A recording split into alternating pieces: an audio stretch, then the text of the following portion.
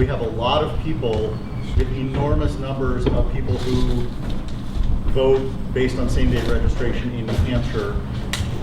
There have been cases where activists, including Ed Nail, who is the chair of the Coalition of New Hampshire Taxpayers, have sent out postcards to all of the same-day registration addresses, and a significant majority of those postcards come back as undeliverable.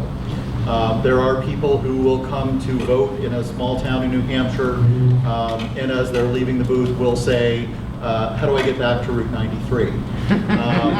This is remarkably common. We have cases of campaign workers from elections throughout, from presidential elections, who decide that they're going, that they feel like they live in New Hampshire today, so they're going to vote in New Hampshire as a resident. When their driver's license is from another state, they own property in another state, and when the campaign's over, they're going back home to live in their home, which is in another state. They haven't moved, they haven't picked up their belongings and moved them to New Hampshire, but the Attorney General's position has been effectively that we can't read that person's mind.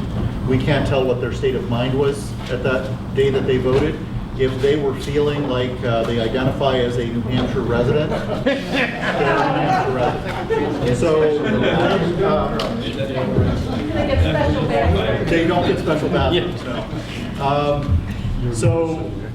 So this is a problem, and there are, there are some things that can be done about it and should be done about it.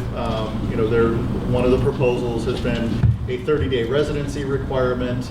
Another proposal has been sharing data with an interstate consortium that compares based on full name and date of birth, and there may be another data point in there, but basically looks for people with the same name and the same date of birth who appear to have voted in two different states, and that's something that could potentially catch a lot of these fraudulent voters. The state is not doing anything right now about it because the Attorney General and the administration don't want to do anything about it. They're very, very happy when people flow over the border in from Massachusetts and vote in our elections. If you want to learn more about this, I'll recommend two sources. One of them is Granite Grok. Granite Grok has tags. You can just do a quick search for voter fraud, or find an article on voter fraud and click up near the top. There's a bunch of tags associated with each article. Just click voter fraud and you'll find a lot of material there. The other is the Coalition of New Hampshire Taxpayers. Ed Nail, the chairman, is writes articles sometimes for Granite Grok. Also does a segment on voter fraud every Wednesday morning on Rich Gerard's radio show, which you can listen to on gerardatlarge.com.